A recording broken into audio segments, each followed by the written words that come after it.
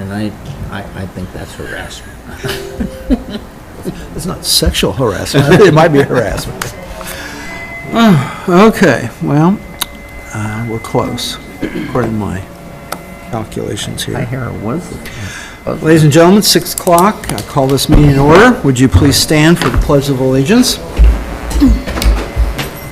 I pledge allegiance to the flag of the United States of America and to the republic for which it stands, one nation, under God, indivisible, with liberty and justice for all.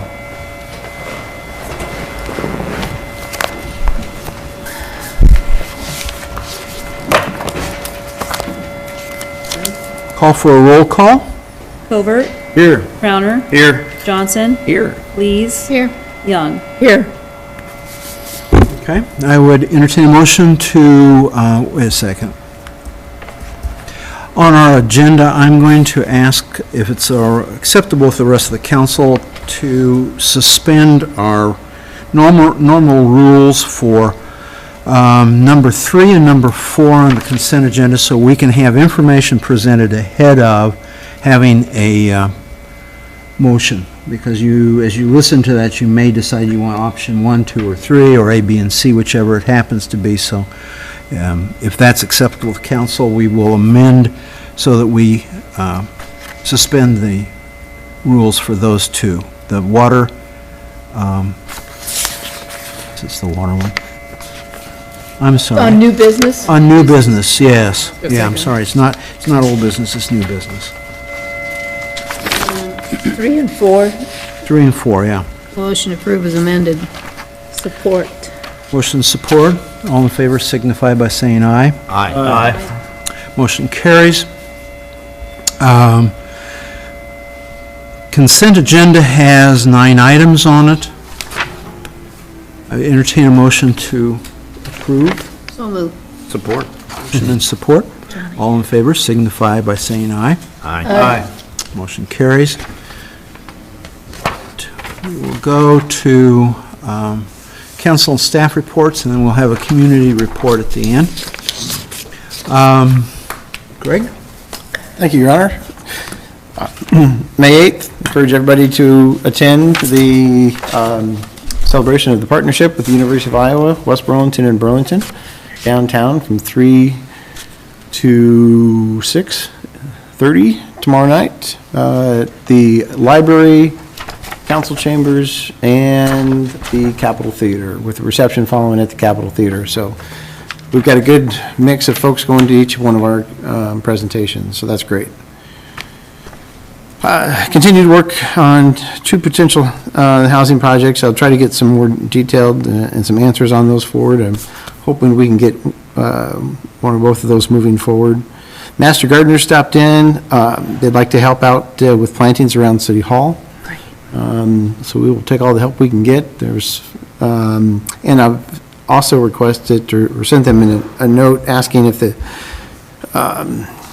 working with us at the Prairie site and helping us doing some weeding. If you go out there, you can see the plants are coming in, and actually that app that they recommend does work even on the small plants. So I took a number of photos with picture this app, and it showed them coming up, so it's working. While you're downtown tomorrow, I would encourage you to check out the west side of the Art Center and the mural. It's awesome, I think. It came out great, looks totally different in person, and I think Allie did a great job. So I'd encourage you to take a look at that while you're down there at the Art Center tomorrow. DC is June 3rd and 4th. We're still pulling that together. Meeting Monday to talk about infrastructure projects and information that we'll be taking out there. And,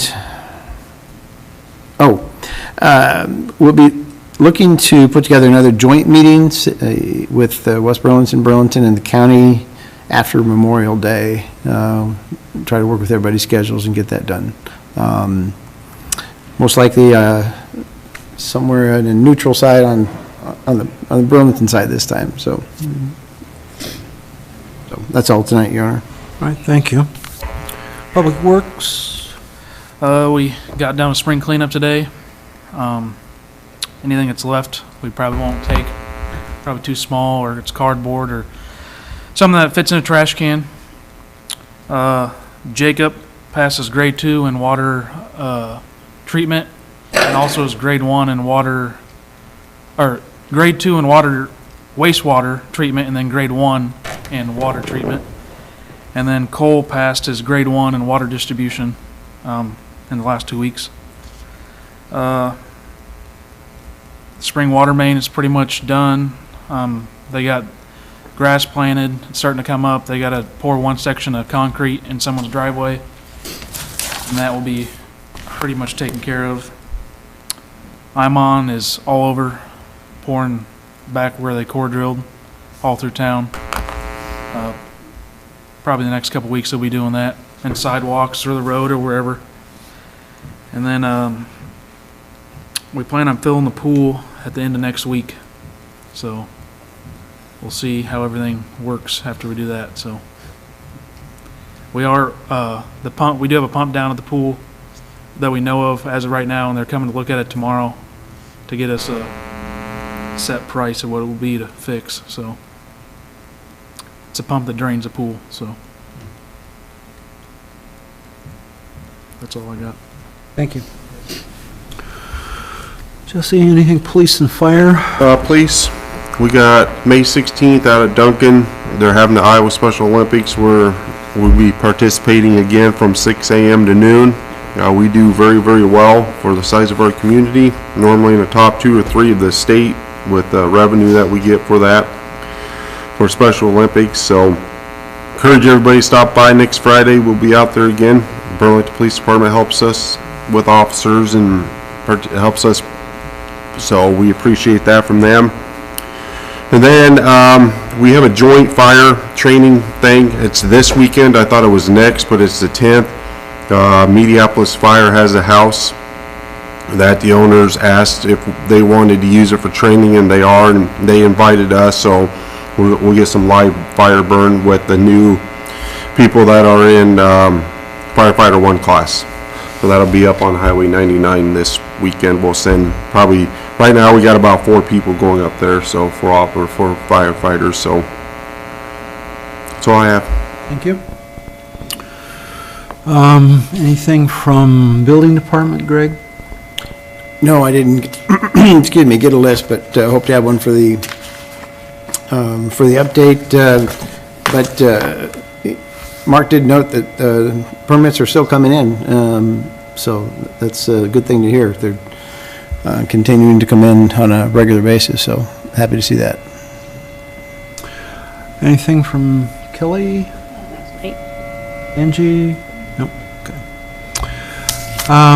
Well, we'll go to our council reports. Well, Your Honor, we got a 4th of July parade coming up. Annie's covering most of that, but remember the parade. There is the parade, so people get online there if they want to get part of the parade and join up on that. So, these are words of encouragement. All right. And I also I found out that we're going to have 2 teachers or 2 people retire from our school system this year, and one's going to be leaving. Mr. Snodgrass, Mrs. Schmidt, and Mrs. Robbins, as I always call her. They always worked hard when I was involved with Barry, very supportive, and I just wish them the best of luck in retirement. And with Mr. Snodgrass, I guess he's going up north. It's going to be a big loss for us here because he's a great principal. I loved working with all 3 of them. Good. Thank you. Andy?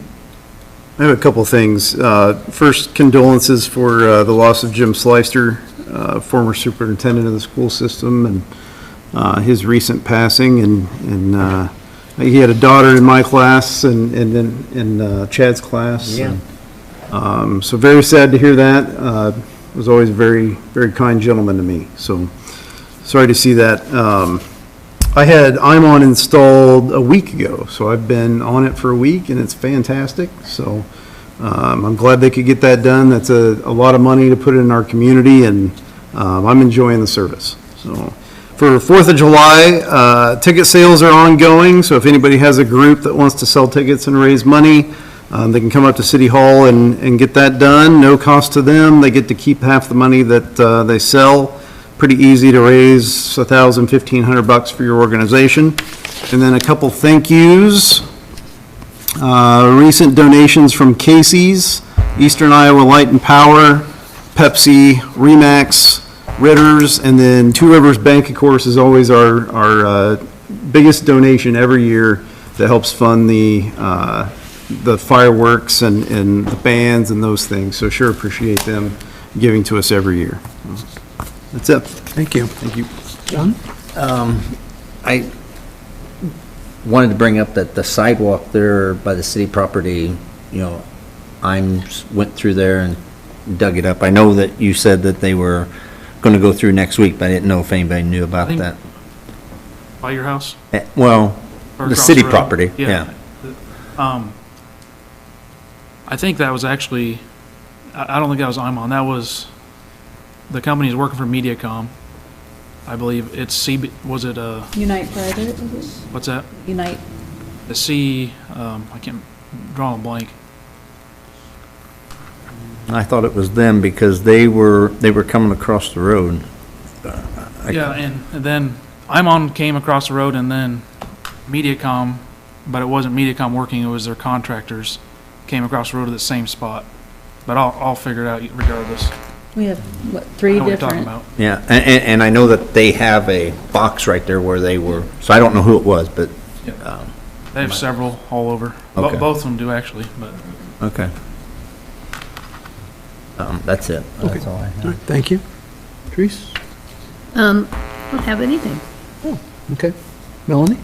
Just encourage everyone to show up tomorrow at 3 o'clock and 4 o'clock for the presentations downtown Burlington. Should have some neat ideas that the students have been working on. And let's celebrate their work, and everybody's working, helping form the plans at 5 o'clock at the Art Center. So looking forward to seeing a lot of you there, and anybody from the public, join us, please. Thanks. All right, well, thank you. We have a community report from 2x4s for Hope, and I'll have them come up to the microphone there and introduce yourselves. I can pass about for you. Perfect, thank you.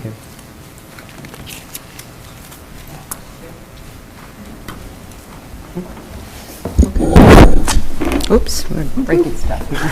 They fall off. Good evening. My name is Stephanie Warner, and this is my brother Lester Kistner. Hi. And we are the co-directors for Iowa 2x4s for Hope, and we are out of Fort Madison. We started our organization in 2021, and we presented it to our city council, and it took 2 years for us to do our first house. So what we do is we provide a home for an at-risk veteran. So the veteran pays nothing. We completely build the house from the ground up. And we provide everything, pots, pans, dishes, bedding, new appliances, everything you could possibly think of. We build them a shed, they get a lawnmower, trimmer, weed eater, everything that you could think of. And then right before they move in, we put food in the cupboard and food in the refrigerator. So it is turnkey ready, and it costs the veteran nothing. Other than utilities. So the only thing that the veteran pays, yes, is the water and electric, and then if they wanted internet or any of those things. But there's no mortgage, there's no rent. So we're a nonprofit 501c3. So everything we do is done by donations and volunteers. So what we do is we raise the funds, and then when we have the funds in place, then we start the process to order materials and things like that to start building the house. In our situation in Fort Madison, the first house that we did, the lot was donated by the city, and we built 2 houses on that lot. And then we are actually getting ready to do our 3rd house in August of this year, and it was actually a lot that a family had donated to our organization, a private citizen.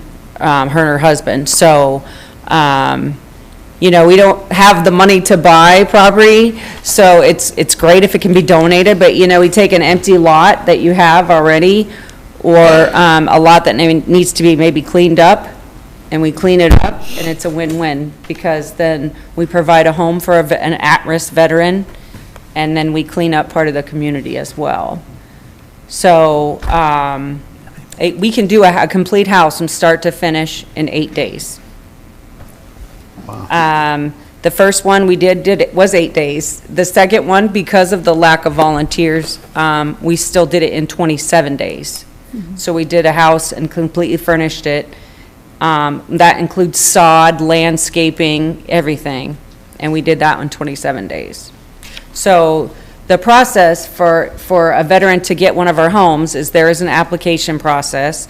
So a veteran can nominate themselves, or you can nominate a veteran.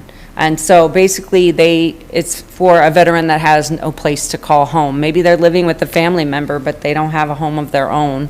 So they don't necessarily have to live on the street and be homeless. They just don't have a place to call home. And so there's an application process. Is what we do is once we get all the applications, we will actually do an interview with these veterans, and to make sure that it's going to be the right fit for what we're trying to do.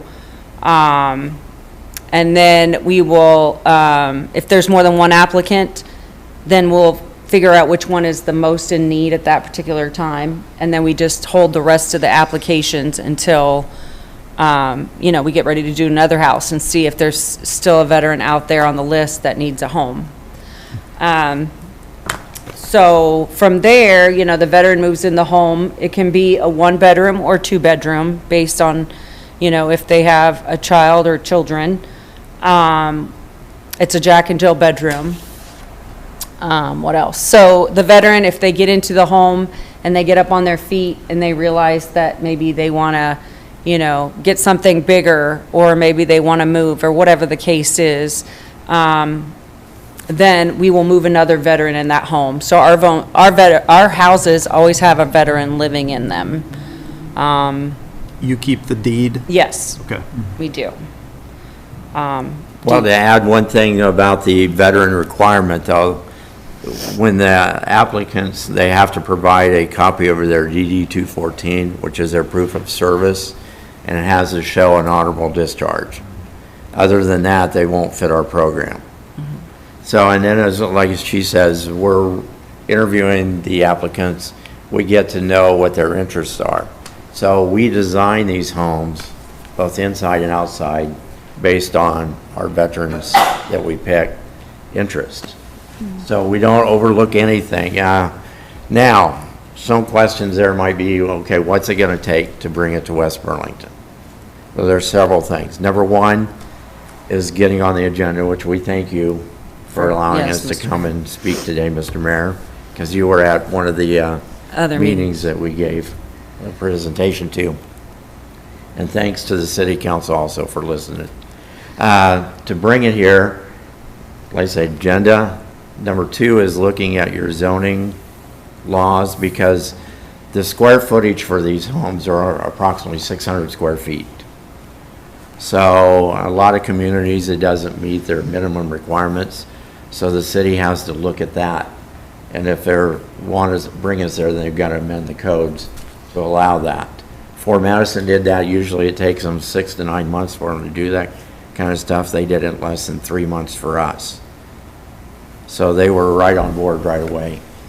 And number two, then it's going to take 1 or 2 individuals that live here in West Burlington to be able to take the reins like my sister and I have in Fort Madison. They will be an extension of us.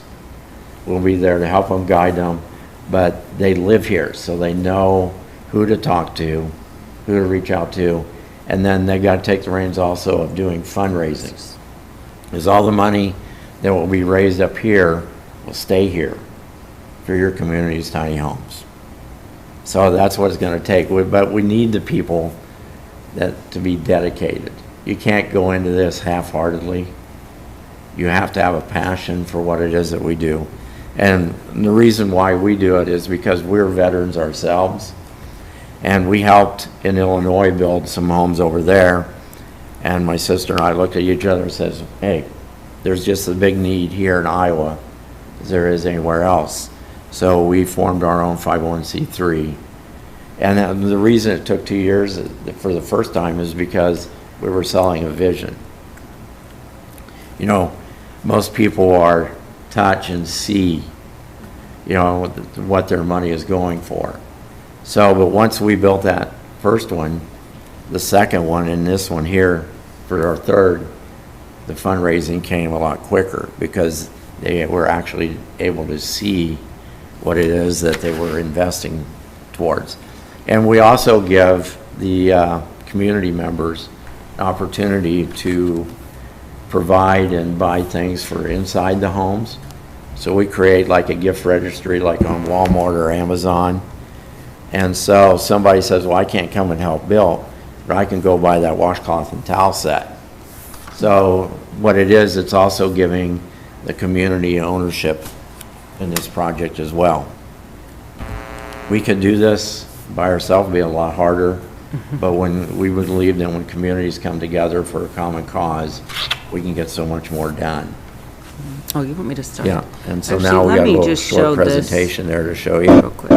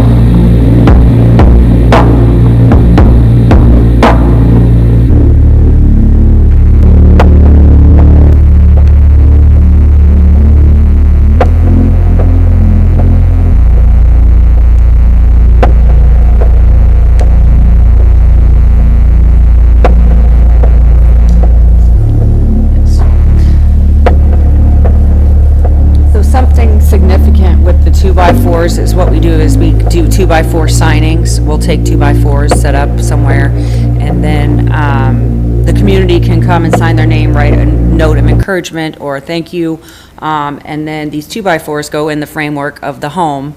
And so whoever the veteran is that gets the house gets to see all the signatures inside the walls before we cover them up with drywall. So, you know, it's surrounded by love, thank you for your service. And it's pretty emotional when they go in there and read that, just the messages and stuff inside. And the gentleman that you just saw, Dean, he was our last recipient of our tiny home, and he was 70 years old, and he had never had a new bed. So it's, it's little things that you take for granted that you don't think about until you sit down and talk to somebody. So as you see, we've pretty much thought of everything. But we are not, we're not certified contractors or anything like that. We do have licensed contractors. So we have a general contractor, we have a licensed plumber, a licensed electrician. We have to get somebody to do the sewer tie-in and things like that. So we do have to pay those professional group of people to do that. So it's just not, Aunt Mary out there with the hammer, and you got a crooked house or whatever. But, yes, so we do have those professionals on site, so, to make sure that it is, and we build those houses like we would live in them. And, you probably couldn't see it from the photo, but in the houses, we even put crown molding in there. So we have really thought of everything. So, and Lester had mentioned it too, but myself and Lester and my husband, we are all veterans. So this has became a passion project for us. My husband retired 20 years of service. We're from Iowa. We moved back to Iowa, and this has become just literally a project, blood, sweat, and tears, because it's very emotional, especially when you how many people can say that you built a house for somebody in 8 days and handed them the keys? So it's very heartfelt, and we don't get paid. We just do it. It's a volunteer. Everybody that comes volunteers, but we are very happy to do it. And if we weren't passionate about it, we wouldn't be doing it. So anybody have any questions? Thank you very much for your service for your country and for doing this for the veterans. I was sort of curious, the years of service, what branches you two were in and the years of service? Army? I was in Army Reserves. Army Reserves? What years did you serve?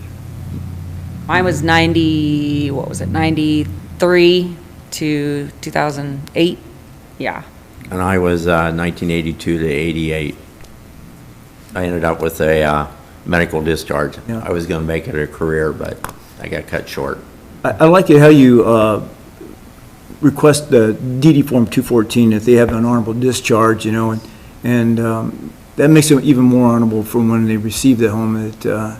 Oh, absolutely. Yeah. And we say this is a hand up, not a hand out, because we want to make sure that, one, we're protecting our investment, because we've, invested a lot of time, and, after sitting down with a veteran and talking to them, they have to still be independent, and they have to take ownership. So, some of them, after we sit down, this maybe is not a good fit, and maybe there's another organization that can help them. But again, that's why we do interviews, just to make sure that they are successful. And something really important that we forgot to mention is once the veteran gets in the home, we just don't give them the keys and say, here you go, hope you make it. We keep in contact with those veterans on a regular basis if there's anything they need. Maybe they can't mow their yard. We go over there and mow it for them. Maybe they can't scoop their snow. We'll go do that for them. If they have any other problems, maybe they need a ride to an appointment or to the grocery store. So those veterans know that they can call on us if they need some assistance, or maybe they just don't know what resources that are out there that they need. And we'll make sure that they get, those resources and get in contact with the right individual. So it's just not, we put them in the home and here you go. Could I ask you a couple quick ones? Sure. Do you have any idea right now what the need is in the area? I know you probably know Fort Madison better than here, but Well, are you there's getting a 100 need, but applications the or problem 5 is, or- sorry. No, just, amount of applications you're seeing when you build a house, like what? Well, it varies. The first time, our first home, we only had one applicant. Okay. We Yeah. work with like the Salvation Army, other service organizations to find out. Because one of the things as a veteran, they don't tell you where to go, what to do when you get out. They just say, thank you for your service, good luck. these veterans, that we're trained that if we're asking for help and that's a sign of weakness, so a lot of our veterans won't seek out help. So that's why we kind of rely on organizations to help us, because they would be working with those veterans. The second home, we had 4 applicants. This one, I think we got 2 or 3 already, but still open. Right, so right now, we don't have a veteran picked for our house Yeah. yet. We've put applications out there, but nobody has turned them back in, so, here we are a few months out. And no other data from anything locally, nobody's handing you something saying, hey, No. there's No. 50, we need help right now, and, okay. No. That data is kind of slim out there because, fine, I just wanted to see if there's you not had a it. lot out there. And then, kind of final question. Sure. The new law allowing for accessory dwelling units in Iowa, I don't know if you know about that or any discussions about how that may impact what you're doing. No. Okay, don't worry about it. Okay. But, yeah, so anybody else have anything? I got a couple, 3. Okay. So, Sure. so one of them was, I was wondering if they were prefab, but No. in the picture, it said, Yeah. it looked like it was stick. All stick built.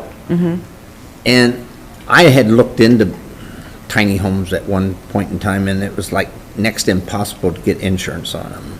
Are you guys having a problem with that? No, we don't have any insurance. There's a company we're working with, Moderna Insurance, and they insure the tiny homes.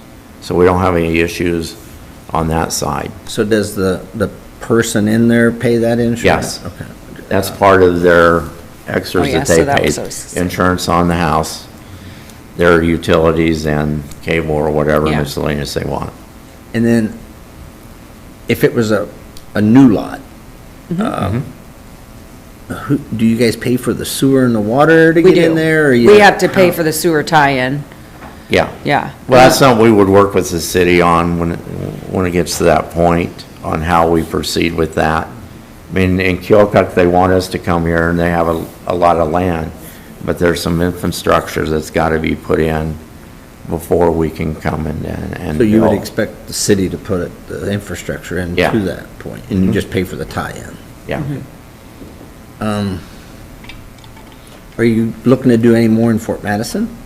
Well, as long as we keep raising the funds and, because the key is, now that it's getting easier because they can actually see where their money's going, and that's important for a lot of the community, is they can see. It's easier to hand somebody money, but you really don't know where it goes. But now they can see what their money has paid for. So if, we keep doing fundraisers and we raise the money, we will keep building, but we're definitely not opposed to building, it's not just in Fort Madison, we will build, there's a need in other communities. So, it's just a matter of raising the funds to build another house. Yeah, we kind of have a lofty goal for us. We'd like to see at least one home in all 99 counties in Iowa. It's a big goal, but it can be attained. Well, I was just, Community support. so if a person, let's just say on Fort Madison or here, or if you had a piece of ground that was, you could put 30 tiny homes on. And that was donated, have you ever thought about a community of tiny homes for, We have, but what we want to do, we want to get away from this persona and stigmatism, because if you get too many houses in an area, then that gets labeled as though that's a veterans, community, what I and that's was not what we wondering. want to do. We want to take our veterans, reintegrate them so they feel like they belong to the community and not isolated. So that's why we try to build at least 1 or 2 homes on the lot. So that way, the veterans got another support system, they got another veteran there that they can talk to. You know what's interesting is that you're not just building the house, no? you're supporting a person, and you're doing a Exactly. great job doing that. Did you have background on that before, or did he just decided this is what we're gonna do? and No, it was just something that we had just decided No. we wanted to do, because it's the right thing to do. Our veterans deserve the very best because of what they were willing to do for us, so it's our way to give back. And we've learned a lot through all this process. Right, and there was another organization in Illinois, and actually, our cousin and her husband started that, and that's kind of how we got involved with this. And they did 12 houses in Illinois in different communities, and we helped with 6 of those. And again, we just went and volunteered, and they didn't really, they were not veterans themselves, but they were just trying to do a great thing, you know, community service. But after Lester and I were, we had did volunteered on all these houses, we're like, you know what? We need to do that in our own community because there's veterans everywhere, you know. And again, you might not know where they are, you don't know what the statistics are, but yeah, it's huge. We have board members too, but as far as the board members, Lester and I and my husband are the only veterans. And then everybody else that's on our board, they're just, you know, they support what we do and they think it's a great thing, you know. So. And my final question would be, minus the sewer and the water and the, what's the general cost? General cost from the start for concrete work and all the services necessary, it's approximately $70,000. 70? And that's everything, that's completely furnished, all of it. Yeah, concrete, that's landscaping, All of sewer, yeah, all of it. And this year, we're our third home. We've got a different design that we're using. The one you saw in the presentation was 16-foot wide by 40-foot long. The one that we just redesigned, it took about a year to get it done, is 20-foot wide by 28 feet deep. And the reason we wanted to do that is so that we have a couple options depending on the size of the lot. So we'd have at least a plan that would fit. How many 2x4 organizations are there nationwide, or is it a nationwide I don't, organization? or- as far as we're aware of, there isn't any other Okay. one that we know of. You know, there might be other organizations that build tiny homes, but their homes may be different. Okay. Some of them, they'll build, like you had talked, a village, where they're smaller, like 200 or 300 square feet, not very big. But none like what we do. Gotcha. We're the first in Iowa. Okay, thanks. And you didn't do anything with Habitat for Humanity, or? No, and see, a lot of people mistake us for Habitat for Humanity. So Habitat for Humanity is a loan, usually, that they have to pay The back. person ends up owning it. Yes. Well, they have the same model, that's why Right. I Yeah. asked. And so, in our case, we raise the funds before we build the house. Gotcha. So then that money pays for everything up front. Yeah, that's to ensure that once it's done, there's no bills on it, no mortgage, nothing. It's already clear and free. And you guys are, the 2x4 organization owns the building itself and the land that it's on? Pardon me, say that Who again? owns the house? Oh, we do. The organization. The organization, that's what I meant. Yeah, our organization will maintain the ownership of them because we want to ensure that there's always going to be a veteran. If we just turned over the deed to the veteran, who's to say tomorrow they wouldn't go sell it? And you wouldn't know who's going to go into that house. Gotcha. That's not what we're about. We want to make sure it's always for veterans. Gotcha.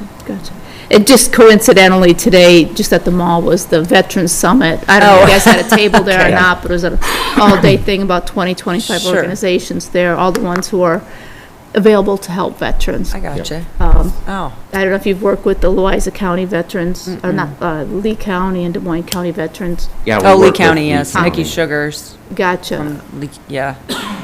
And again, there were 20, 25 organizations, they're all there to help veterans, Oh, so we it missed was that. a good resource to Yeah, have we missed that. available in our community. I'm like, oh darn, you missed it. Yeah. We did. Would have been good to have it, so, thank you. Did somebody else, did you have some questions back there?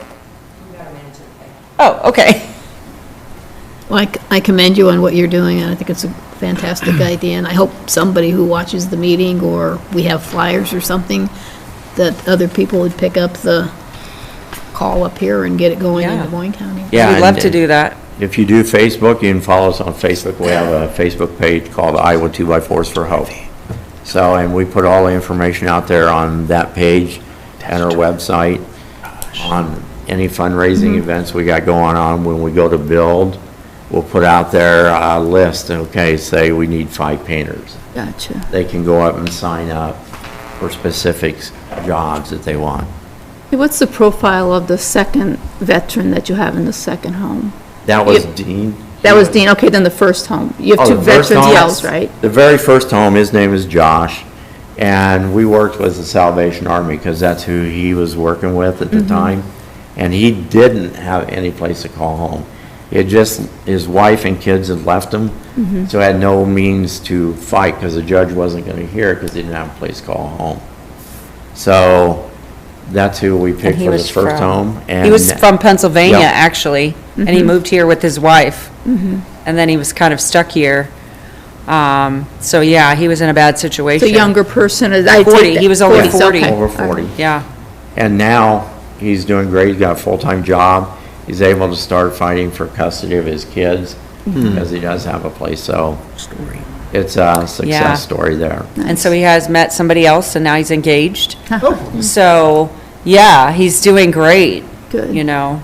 He just needed to help up. He did, That's it. exactly, just to help up, a handout, you know, hand up. I believe the new ordinance is 500 square feet minimum, and the new zoning ordinance is for discussion tonight, so we would meet your requirements. Awesome. Sure, perfect, yeah, because, Like I said before, then now the next step would be you'd have to have 1 or 2 people that live here that want to take the reins here. You bet. Because, you know, we could do it, but we'd be stretching ourselves thin over time, especially if we want to get it all 99 counties. but, you know, it's not, we're gonna be there. Yeah. We're gonna help you build the house Nope. and do all of those things, you know, because it's still our project. And we help with the process Right. all the way through. They're just an extension of us. Does anybody else have any questions? No? We want to thank you very much Thank for you the very presentation much. and your Yes, service. Thanks for all you do. And I would Appreciate also it. encourage you, Mr. Mayor, to actually reach out to our mayor, Matt Morfeld. Okay. And he can kind of give you, you know, his perspective on, you know, what we've done for the community and things like that. So, you know, we're pretty excited. We're doing the third one, house yeah. now. So. It was kind of nice, because on the yeah. first home, he came, and he was actually helping us build the house. On the first one, and the second he showed up too. And for the veteran, what we do, we make a big deal out of it after the house is finished. We do a whole ribbon cutting ceremony thing. We have somebody will post the colors, because we put the American flag in their branch of service, hang them on the front of their house. And we have somebody sing the national anthem. We have a pastor that will bless the house. And then what we do is, before the public gets to see, we take the veteran in first and let them take that in, because it's pretty emotional when you walk in there. And even though this is our 9th one we've been involved with, but it's still emotional because you get to see the look on their face that this is, it's overwhelming for them. And then what we do is, after that, then we open the house up for a few hours for the general public to come in and see what it is that they've given to. Yeah, so they can see the finished house. Yep. Good idea. Nice. So, and again, thank you, Mr. Mayor, for inviting Yes. us. We appreciate your guys' time. So yeah, you guys have our numbers, and if you have any questions or anything you want to get a hold of us, please let us know. And, I mean, we'd love to come in here and build a house for you, or for a veteran, I should say. Yeah. Yes. So, yeah. That's it. Thank Okay, you. thank All you. right, thank you. Did you want to leave some of the flyers? We can, Yeah, you can, do Yeah. you want to leave a couple here? Thank you. Thank you. thank you. Appreciate it. Thank you.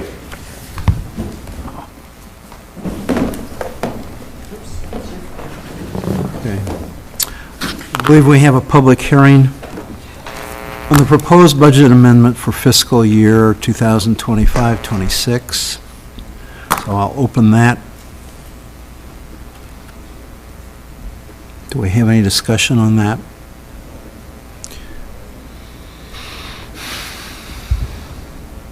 If not, I'll close the public hearing. New business? Consider resolution in approving the budget amendment for fiscal year 2024-2025.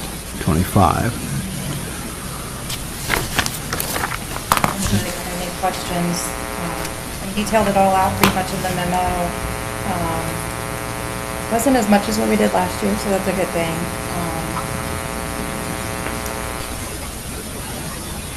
You guys have any questions about anything? Not, I would entertain a motion to approve. So moved. Second. Motion and support, thank you. All in favor signify by saying aye. We need to do a roll call for that Roll one. call, sorry. That's fine. Crowner. Aye. Johnson. Aye. Lees. Aye. Young. Aye. Covert. Aye. Motion carries. Item number 2, presentation of zoning code updates by Bolton Mink, and consider setting a public hearing date to consider amendments.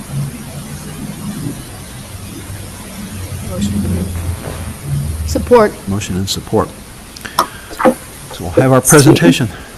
This is the same, pretty much the same presentation that you guys heard if you came to the Planning and Zoning Commission meeting. So Franny's just gonna try to answer any questions if you had any when you went through the zoning regulations. We did pull off the subdivision regulations. There's just a couple things when I was trying to just kind of apply some situations to the zoning, the subdivision section that I just kind of wanted to go over with her. So hopefully we can get that kind of straightened out and back to you later, but Really, so the goal tonight is, if you have questions for Franny from a professional perspective, feel free to ask questions, or staff as well. I guess my goal would be to collect however many, 4 or 5, or whatever it may be, discussion items that council may have, unless you're good to go tonight. And then bring those back for a more in-depth discussion with council on those items. We can provide you more information. So if you have any specific questions for Franny, she's up on the screen here, and more than happy to answer questions, or staff, and then we could certainly put that list together as well. I'm gonna pass down her presentation here. Guess the one question I have for Annie is, I think there's current legislation that's affecting the ADUs, and will the current plan address that or incorporate whatever the state passes, or where's that at? Sure. I'm assuming it's Melanie. Hi. Hi. So it was adopted May 1st, signed into law.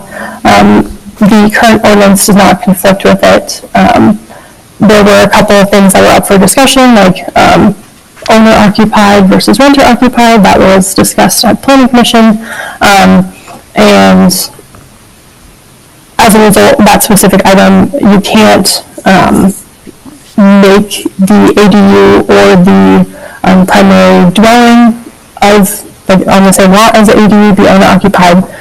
So that kind of resolves that discussion, at least at Planning Commission. But as far as actual law, I've read through it, got my team reading through it, and so everything that's in the zoning code proposed aligns with what is allowed in state law. Also, if anything does conflict, I don't think it does, but if it does, there is a section in that new law that says any conflicting measures are void. So really that law is higher, will take more precedence than anything that would be in your code. But from what I can see from my perspective, nothing conflicts. So you'd have to permit accessory dwellings on a lot with a single-family home, and there are a couple other things saying that things that you cannot restrict, essentially. You can adopt language that's more permissive if you desire, but right now it's in line with what the state is proposing. The original discussion was adding separate ADU units rather than having to attach them to the home, with the goal of that being for the owner-occupied homes. But under the new statute, that can't be restricted. In other words, you could have a person who rents the home to live in the house and still have an Well, accessory dwelling unit there, Somebody right? could own a rental unit and put an ADU in the backyard, Okay, when our original intent was to provide that for owner-occupied homes, given the percentage of rentals that we have in the community, 47%. There are other things that we could consider.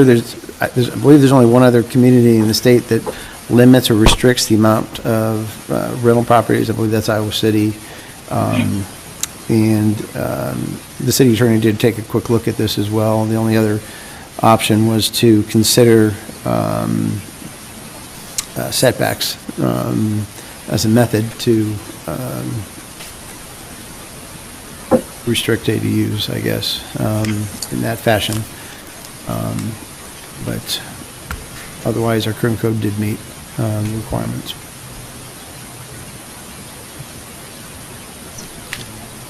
Well, I appreciate all the time you've taken with me and listened to my suggestions, and I'd like to take one more full read through and make sure we're all working from the same copy while we do that. So I'd rather not just approve and move on tonight. But I want to make sure, kind of as we go forward, maybe lock this version, and anything else that's going to change in the future is like on a separate change sheet. So we make sure everybody's looking at the exact same thing here going forward. But otherwise, I think we're real close. I don't really have anything specific tonight. I think all my issues have been addressed. If there are major changes or substantial changes, then the process would start over with planning and zoning and then come back to council. If they're not considered substantial, then city council could continue forward as is. So. Well, I too want to look this over and kind of pick it apart, for better words. I think there's a lot of good stuff in here. I think there's a few items that I have questions on. One of them is the chicken thing. You have that so restrictive that you have 2 chickens in a person's backyard, period. You know, by the so many square feet per, and I think that's just doing what we talked about, what I talked about the first time about not having chickens in the city. I think that it should be more chickens per square feet. The original consensus or the original ordinance or draft limited chickens to ag and R1 large lots. And the current ordinance includes R2 and R3 and R4 as well. Back in, so the question ultimately is, do you want, one, do you want chickens in backyards? 2, do you want to limit it to ag and perhaps R1, which was the original draft based on the process that we went through and the comments that we received? Or do you want to include it in all those, the additional residential districts, R2 and R3, where there are currently chickens that council has approved, and then we have a few that we're following up on that do not have approval? As it sits now, it's more of a compromise between let there be chickens and keeping some restrictions on the chickens to make sure there's minimal impact. I would say it's up to you as city council to discuss that maybe a bit more and come to a conclusion on what you think is best for your residents. But then happy to incorporate whatever decision is made. Randy, was this model based on Burlington or a different model? Do you remember? There's a lot of Burlington language. I don't think this was one of them. I think it was maybe a larger municipality that I pulled this one from. But then it was definitely tweaked to incorporate all the feedback that I received based off of lot size, based off of how many chickens we want. So verbatim, it's not from anywhere. But I believe it was from, I'm going to say Cedar Rapids, if I'm remembering correctly, but this one specifically not Burlington, no. Thank you. Burlington's is much, much more lenient than this one. And you kind of know what the lot size were downtown and as you were doing this. So can you tell me how many is allowed in a normal place at this setting? Most of your R3 is about 6,000 square feet lots or under. So your max amount of chickens that you would have in an R3 lot, if you were at least 6,000 square feet, that's going to be 3 hens. A lot of those lots don't meet the 6,000. It's right about like 5.5.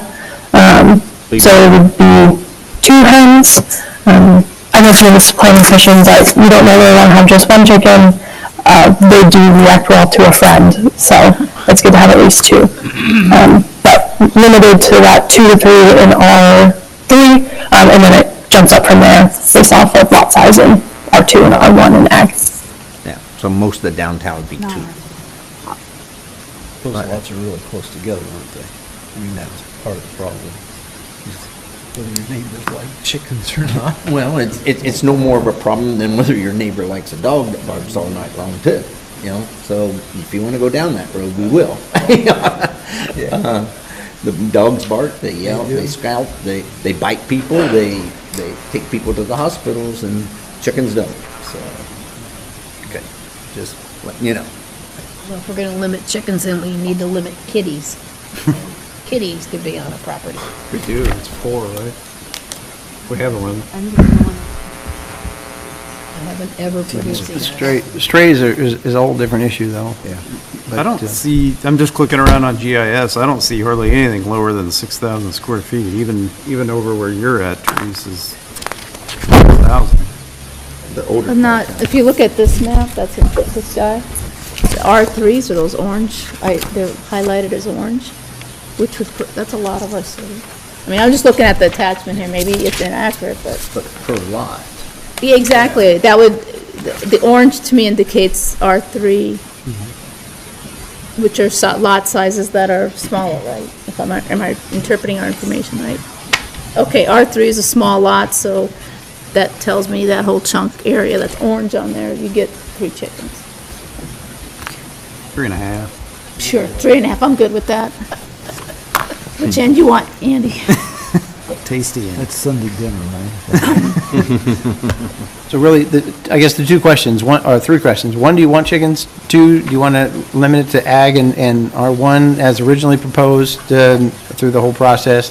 Or do you want to include ag R1, R2, and R3? And then if you do include them, by what numbers you'd like to include for those areas? So something to think about. Yep. And we'll need to make a decision on that before we bring it forward. Okay. No, I'm not going to sit here and say I want 20 chickens in the backyard. I'm not doing that. But, 4 or 5 chickens is usually not an issue if you're going to have them.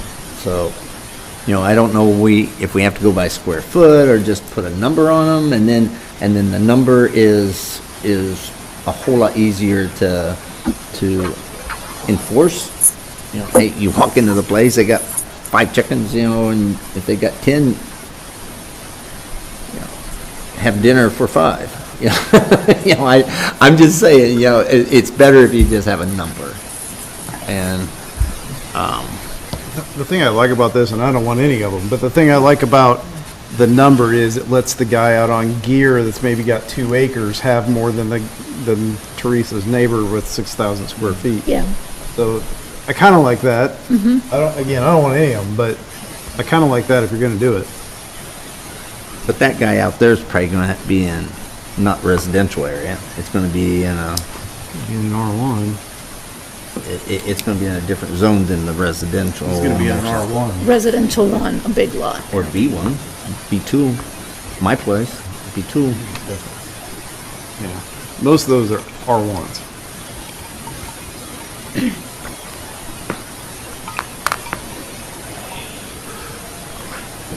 Well, can we come to a consensus on this portion of it? So,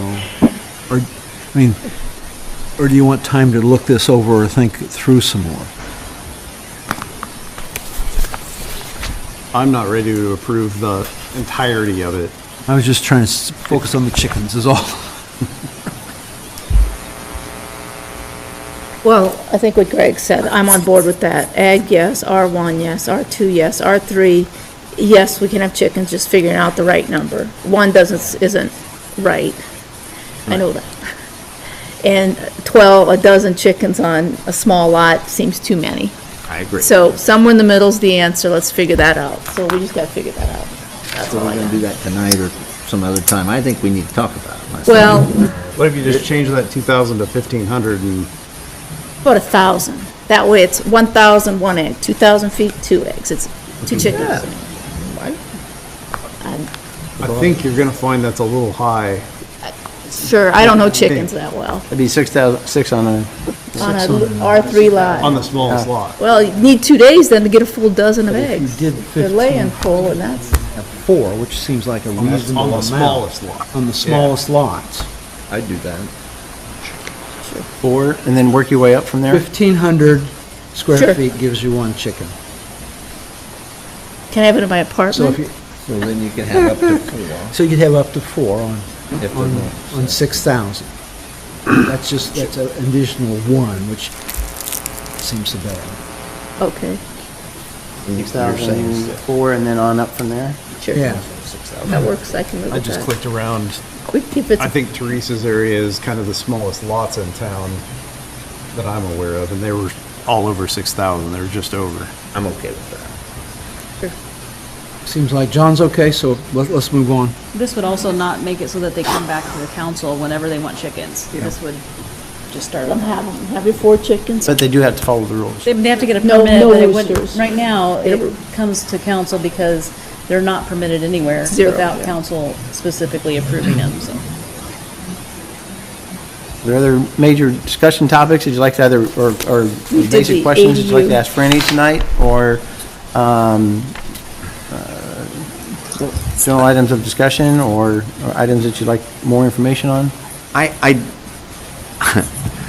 left my list at home. I picked up everything else, but I left the list that I had questions on at home. One of the questions I had, was in I-1 and I-2, there's no requirement except for where you drive or your parking for dust-free, but you're not going to B1 or B2 with that same proposal. There's a hard surfacing requirement, asphalt, concrete, or similar product. In Right. I-1, it's only where, the proposal is where, So I believe it also has to be fenced. I don't know, Franny, do you have those off the top of your head? But Off the top of my head, no. Let me see. So there are screening requirements for all industrial uses, so those are both of the districts. Let's see. I believe it was parking areas would still have to be hard surface. Storage areas could be fenced and not have hard surface, correct? outdoor storage in I-1 and A2, or I-2, if screened from the view. Right. That's storage. They still have to, Okay. for parking out front. Only other areas driven must be permanent dust-free, Right. and Driven on, okay. somewhere I read that you don't have to have. It's pretty And I'm consistent okay with with our that, areas. It's But pretty I think consistent with the B2 town ought to right be the now. same way. But in those industrial areas, there's a mix of both. But in business districts, closer to residential and residential districts, the hard surfacing requirement remains for durable and dust-free. So it's already there then for the businesses, okay. But is that restrictive? I can think of 2 or 3 places that, wait a minute, let me ask it. If it's screened in, is it okay? Does it not have For hard storage. surface? The section you're talking about is for storage in industrial, and it has to be screened. If it's not hard surface, that, Does any driving surfaces have to have the hard? those are storage areas, so they're parking area out front for vendors, staff, folks coming to their business, that would be hard serviced. Storage areas, for example, in the back would be screened and could be something other than a hard surface. Okay. And that's in I-1, I-2? B1, B2? Not B, sorry. And certainly don't think it should be, personally. I mean, you've got several business districts off of Agency Street over here. I mean, these are areas that you want to have, want them to be inviting in your community. And personally, I think that durable and dust-free. Yes, we have stormwater issues, and there is a chapter that deals with stormwater as well.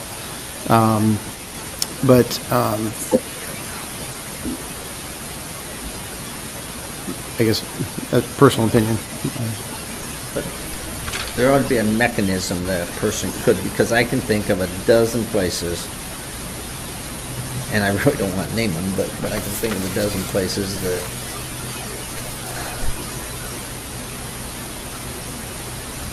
there could be a semi that pulls in and parks for the night, you know, because, and then they get in the truck tomorrow and they leave, or 3 days from now they leave. And it's not hard surfaced, and I don't really see, it's far enough out of town, but it's still in the city where that's an issue, and I would. Well, if it's existing, it's grandfathered. Yeah. You just don't want any new one.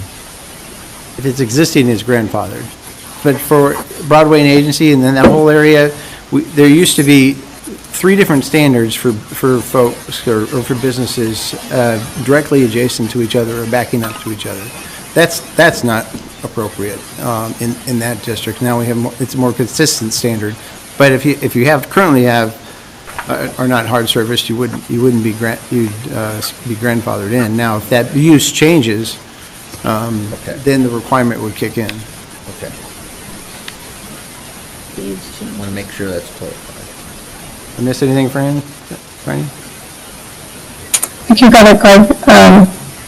We have separate screening requirements for business uses, separate screening for industrial uses. But like you said, anything existing, it would become legal non-conforming. And so then there's a whole section of how to address anything that's legal non-conforming. The idea is to bring it into compliance eventually, but it can stay as is until something changes.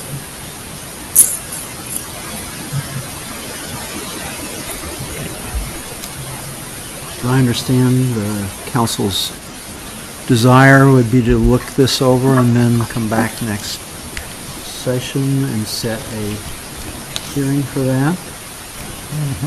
Okay. Ideally, if you have an item or two or whatever it might be, if you could send those to us, we can provide a written response in preparation for the meeting. That would be ideal, so that we could have a more thorough discussion. So if you could get those to us by the end of next week, that would be ideal. That way we can provide a proper response and we can have a good discussion that night. Sounds good? Sounds good. All right, appreciate it. Thank you, Franny. Yeah, thank you all. Thank you. Bye.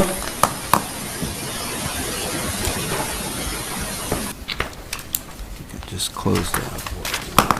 Yep. All right.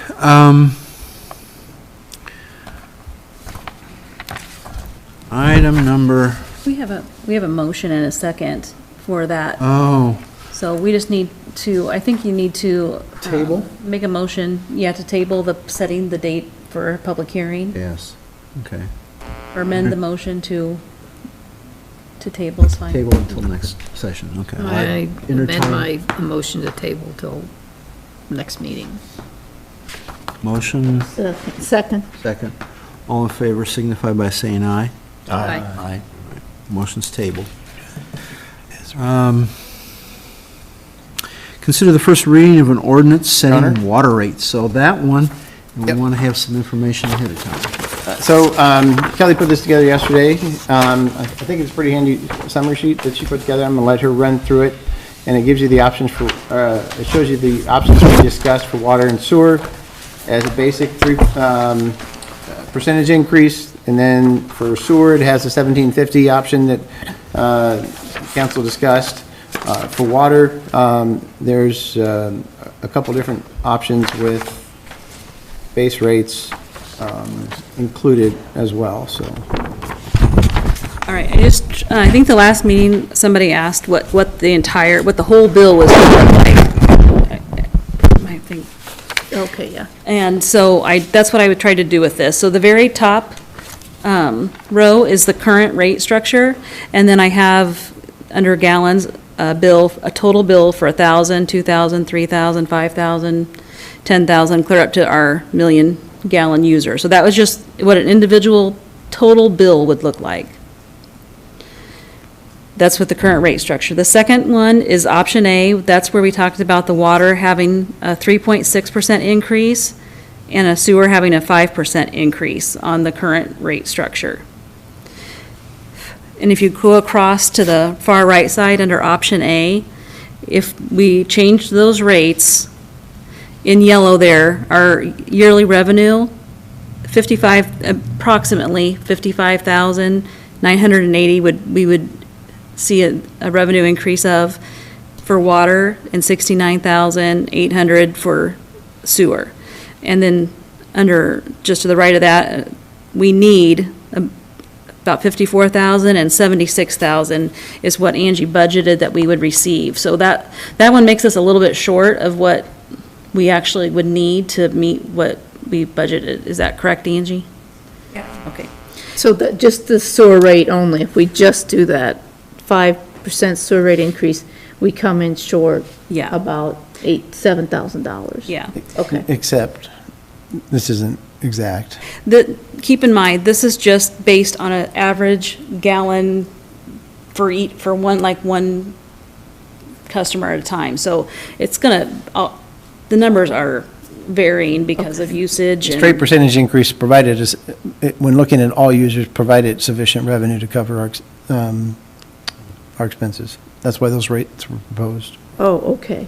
Yeah. So I shouldn't get hung up on the fact that this projection in Those yellow. end numbers are going to be slightly off when you look at the whole picture for our total revenue. This gives you a good idea of what each user at those levels will pay. Yeah, and that's when we go back to the low user, okay. Yeah. Yep. I know where it comes from. So under option A there, and monthly increases over the current rate, that $2.93 for a 1,000-gallon user, $3.54 for a 2,000-gallon user.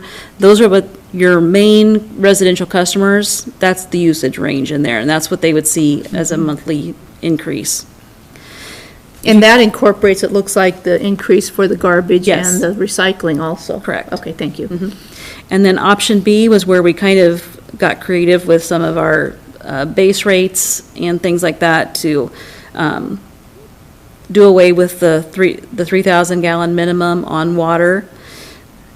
And the bottom line there, you're going to see creates kind of a substantial increase impact for your residents monthly for that one. It does generate a lot more money on this in those areas, but that's more than what we've budgeted to receive. And that was at $17.50. That was making the water base $15, doing away with the 3,000 gallon minimum usage and just starting to charge $14.28 per 1,000 gallons. And then the sewer base, increasing that from $11.12 to $17.50, and then just having your rate per 1,000 gallons at $12.15. Am I not remembering this right? Didn't we already decide that that's the way we wanted to go on sewer? Well, we have talked about lots of different options. When we left last meeting, it was go to 1750 base on sewer with no percentage increase, and we wanted to see the numbers on the water change, because Melanie wanted to see if we could induce less consumption on water by going to a base rate on water. Option B includes a base rate. Right. On water. Yeah, option B now includes a base rate on water of $15, and then it's on no per change 1,000 in gallons rather than the $33 for 3,000 gallons. So that's in the example. However, that generates significant additional revenue. I thought part of that, though, was that 1428 was gonna come down slightly, not to produce that much extra revenue. Well, But- let's, if you don't mind, skip Yeah, to the next go ahead. page, and you'll see a better example, more palatable So- example. So option 3, we did, this is just this 3% increase on water, and it would generate the 55,980, which is, covers what Angie said is needed, or budgeted to receive.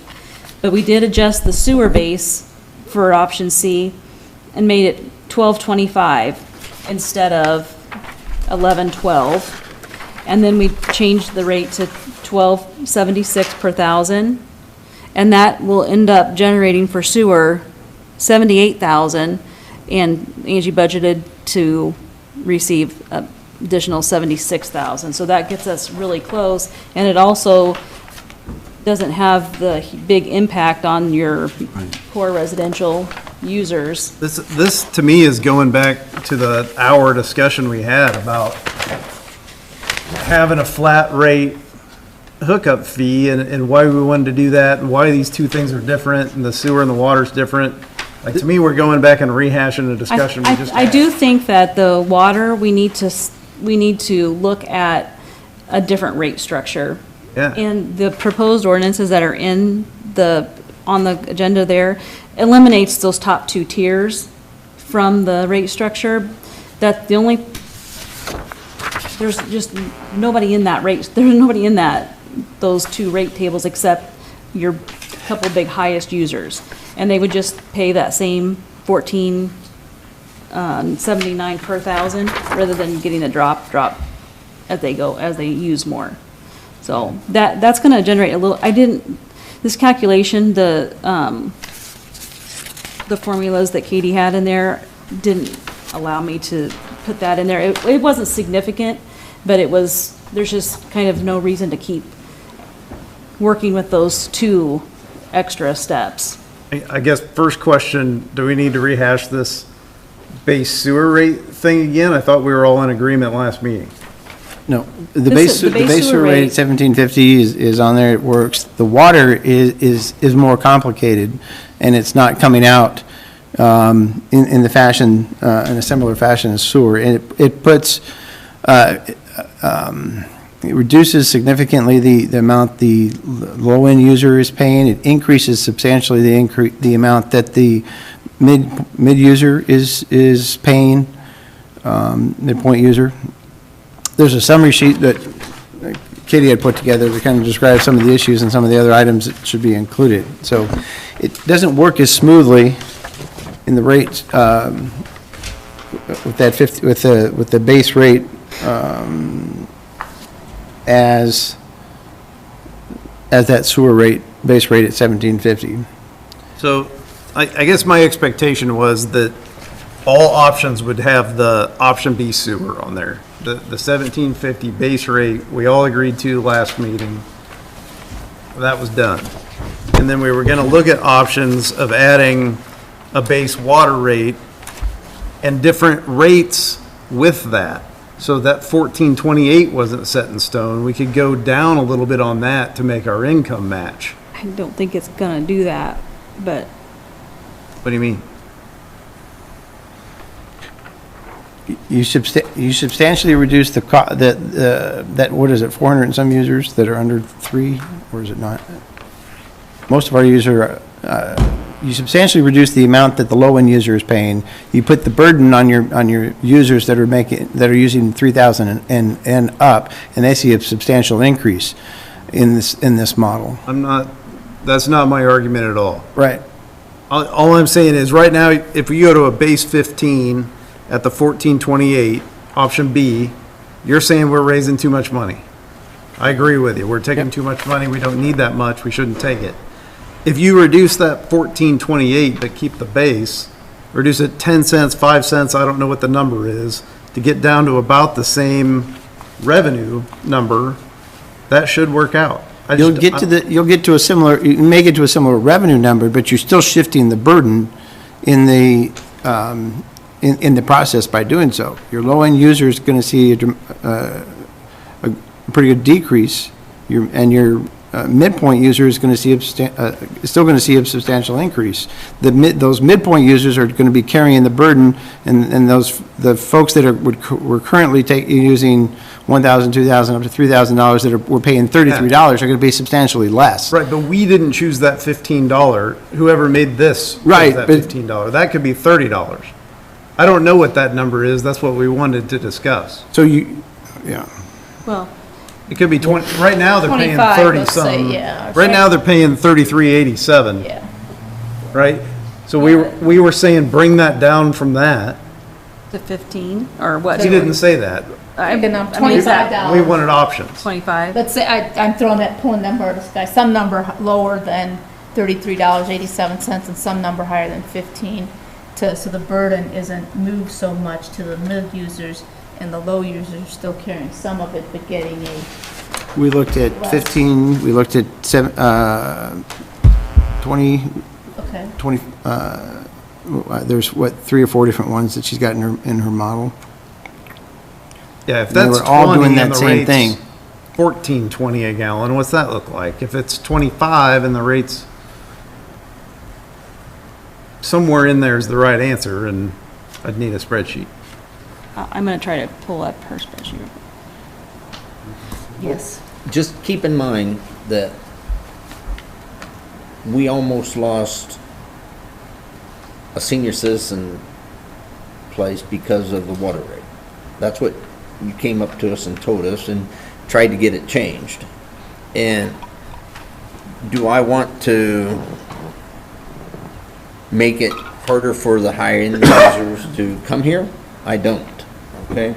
So is there, and do we need to raise more than what we need? No, we don't. How we get there, I'm not positive. There's several options that does the same thing.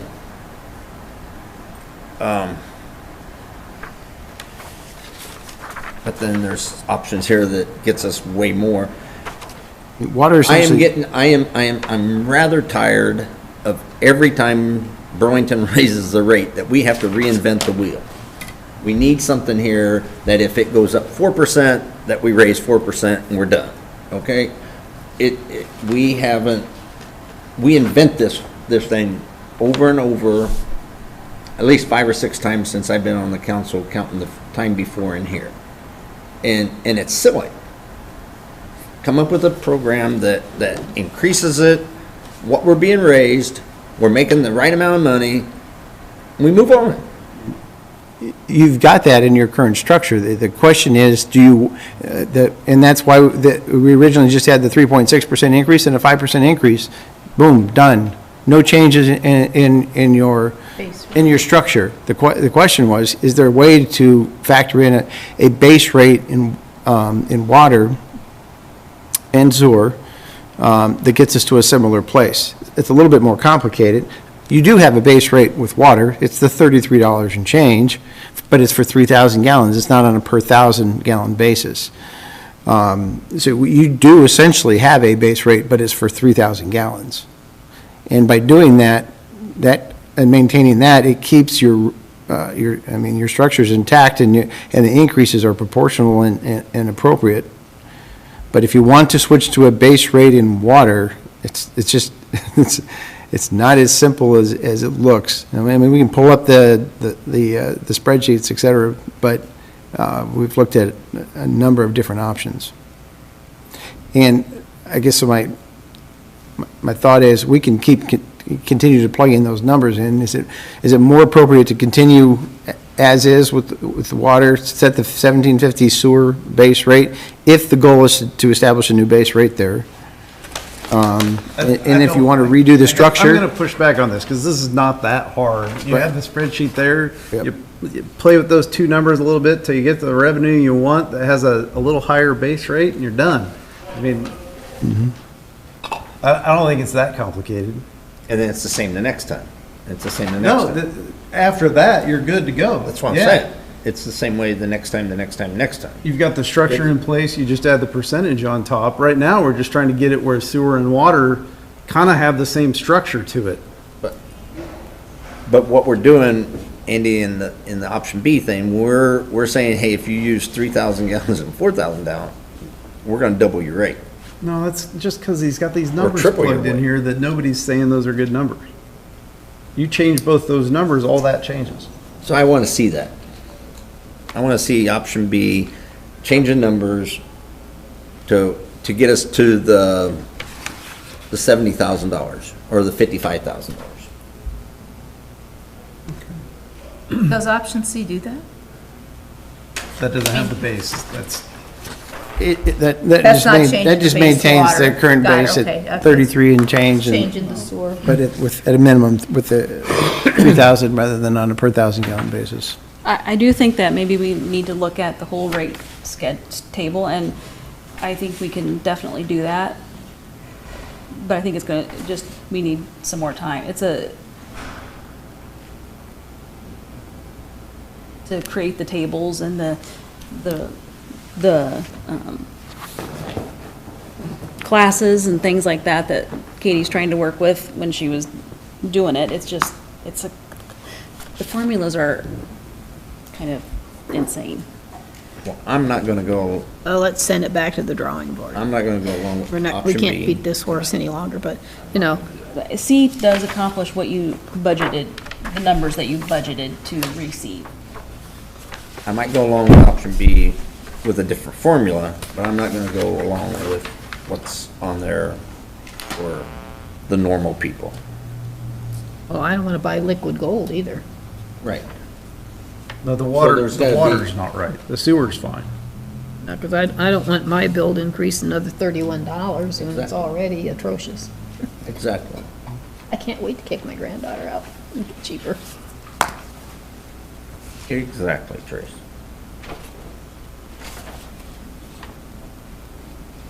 Well, we still have a wee bit of time yet. So essentially, you're wanting option B with a different water rate. But you have to have So that 3 we- readings of that ordinance is the thing, so we're You still have. getting, next time would be, could do the first and then the 2 in June. Okay. Well, and on that, if we're looking at option B, you gotta get that base rate, both the base rates messed with. So that we don't So earn that so we're- much money in the formula. Just change the base rates on water base rate and sewer so that we only earn $55,000 and $69,000 and not $173,000, $118,000. And I think you're good on sewer. With option, B. So option B sewer is what we all agreed to in that last work session. We all said, yeah, that makes sense. 1750. Yep, And then we that's said, right. let's look at the water, looking at it the same way, so that there's still a reason to conserve water. Do you, We were gonna raise it from 12 to 17 is what we said. But there's also, I mean, there's any number of things you Everything was gonna could, be fine and dandy. Yep. Sewer. We Leave just the water wanted- alone. We just wanted to look at water the same way, just, because Melanie thought, hey, if we had that structure where Incentivize you people could to save conserve, money by using less water, let's look at it that way. my concern, Andy, in your statement that the base rate at $17.50 is, we agreed on that, is it's generating $118,000 when we say we only need about $76,000. And maybe, and maybe that number needs to be 15. But I don't know this spreadsheet. Angie, Okay. the spreadsheets we had the last meeting in that work session, 1750 hit the revenue number we needed. Okay, and I'm just saying here it's not, if I look at this. it does for sewer. Sewer's down below. 118,438 yearly, And what's our need? 69,845. I don't think so. What am I missing? What am I misunderstanding? I think we need 126, 295, 36. Is that correct? This number right Need a- here? I don't, Angie, this morning, that's what, 76,335 is what. that's what this is, oh, right here, this number, this is what we're saying we need, right here? 76,000. Yeah, 76,000. I left mine at home. Remember, our ending fund balances for both water and sewer were both less than $1,000. I don't think I based on did. based on those changes. I didn't bring it with me, Andy. So. I just know, last meeting, whatever the number was, that's what we all said, that one matches. There's another, I mean, there's any number of things you can also change. You can do an increase in scale so that the high-end users pay more. The problem is, most of our users are small, so you could start at 20,000 perhaps, or 10,000, and increase those rates and reduce, keep the rates 10,000 and below lower, and then you have a higher rate for 10,000, 20,000 on up. You could do that as well. I mean, there's a number of ways to address that. Historically, we've had a decreasing scale, which does not promote a reduction in water or usage or sustainability, whatever you want to call it.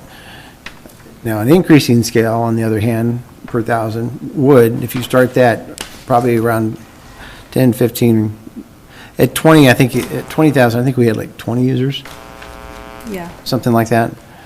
So it doesn't, the impact is very minimal, but.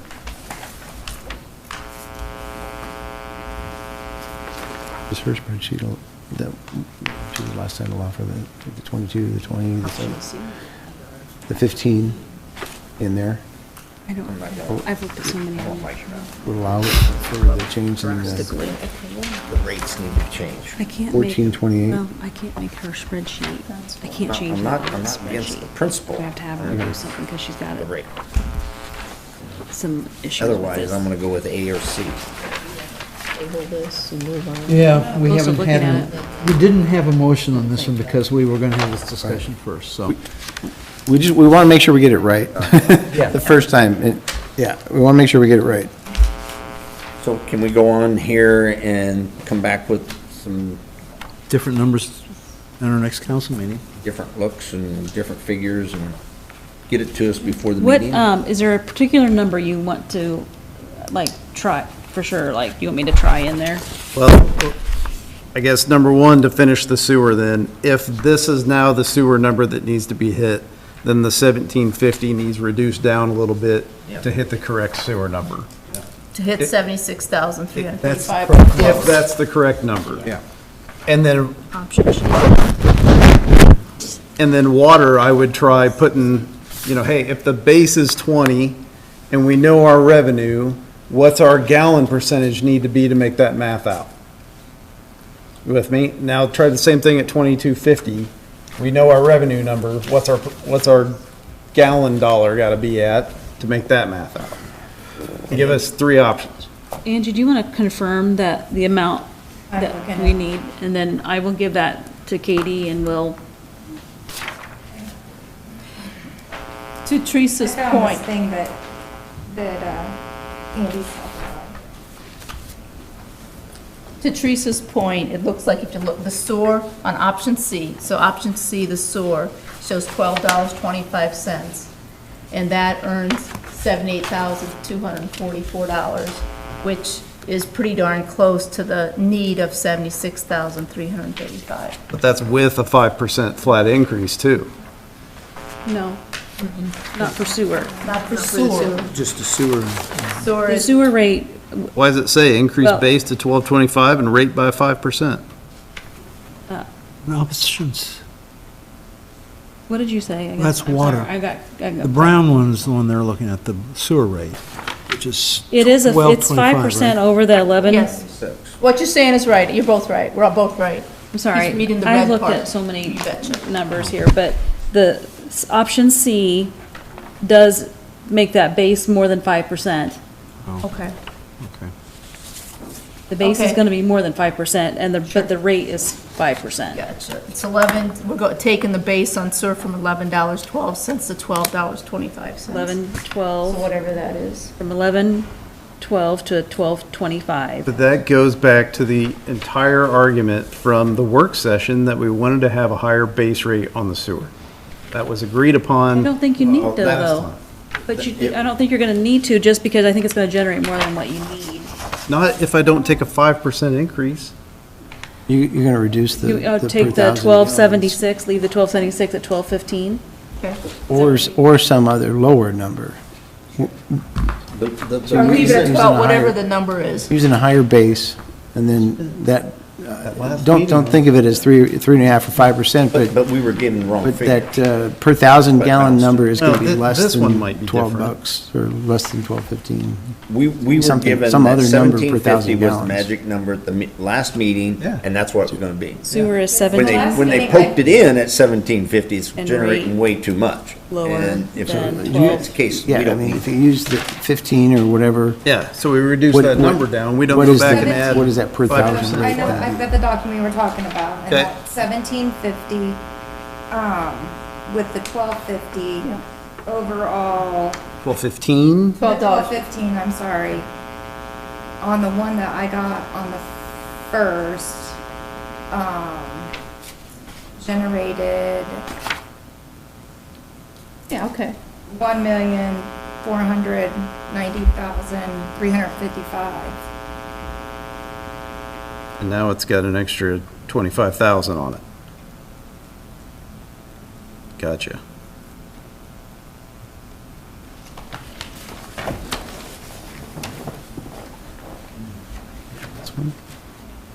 Yeah, that's because on the one we did at the council meeting, we did not change the base rate.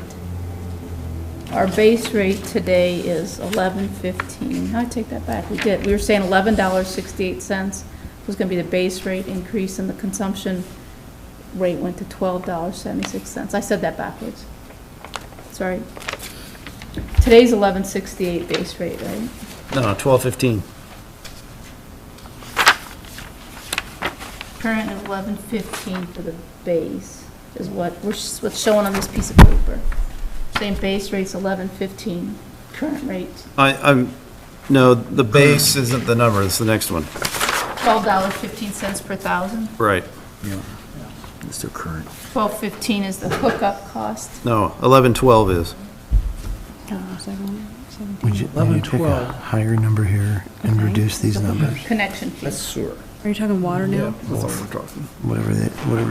Okay, I can. With the sewer at 1750, what does this rate Well, need to be? either You lower way- this rate here, So and then this one, you come up with a number here. I don't know what changed to make that be $25,000 Spreadsheet do that? different. Okay. But we're all saying the same thing, that we want that base rate to get us to the revenue that we need on What is the sewer. revenue we need? Let's confirm that, and then I'll just give it to Katie, and we'll do some other But you- finagling. Well, the base rate is You want a what higher, C and B is. but with a higher base and lower rate rate and per lower thousand. rate structure. But you're not, when you lower the, No, when you lower same base the, structure, or sorry, same rate structure on sewer with a higher base rate. That's what we all agreed to in the work session. but you're only 1750. getting that once. We You're not gonna thought, be we getting thought that it was 1750 1,000. based on the last numbers we got. Now, these numbers are $25,000 higher. We don't know why. When you, if you increase the base and lower the rate per thousand, you're gonna end up with less revenue. You're only, I'm- because you're only getting that rate. I'm not saying lower it. Oh, not lower the rate then? Leave it 12.15 or 12.76? Well, I have 12.15. 12.76 is option A with an You increase. come up with a different number. here. 12.15, this was exactly what we all agreed to in the work session. Raise that number, the base up to 1750, match the numbers in the work session. Now the numbers are different. I don't know why. And leave water rate the way it is. I'm only talking sewer this second. Yeah, but during your, while we're doing that, we're gonna leave the sewer, because it's a water and sewer bill. We're gonna leave the water rate the way it is. Can we They need finish to the be- one so What's she's clear on there? But you need to take into account, there's different classes, and so. But they're all getting the same increase. All we're doing is I increasing the understand base. that, but because of the classes with Beaverdale and all the other ones that are of different classes, there's gonna be a variance there. So I'm, No. If we all pay the same base rate, the same Right. $10 Said the total bill, revenue was. it doesn't matter what class we're in, that's the base. This is just the, No, well, Estimate. Beaverdale wouldn't. based on average Well, users. This is not the actual yeah. spreadsheet. Remember though, this, on your numbers, on your totals, this is an estimate using, this is a document, tried to simplify it, but it's using estimates based on average usage. It's not taking that same spreadsheet, so your ending number is, revenue number, your total is gonna be slightly off. That's why that's where you're 25,000 off. If you plug it into the full spreadsheet, it'll come out to what it was last time. Okay, Right. then you're saying 1750 is still the correct number we need to hit the right revenue? No. I gotta verify which is the right exact revenue that we need, and then we'll take it and Okay. do some more tweaking with it. Then do the same thing here, but you're gonna have to lower this. The sewer, but the water is the one that you're doing away with the 3,000 gallons, and you're Right. gonna do Just a have a base base rate. rate, a higher base rate, Higher base rate. and a lower rate rates. per thousand. Slightly. Yeah. I don't think it'll take much. And it depends on where you move that base rate. Yeah.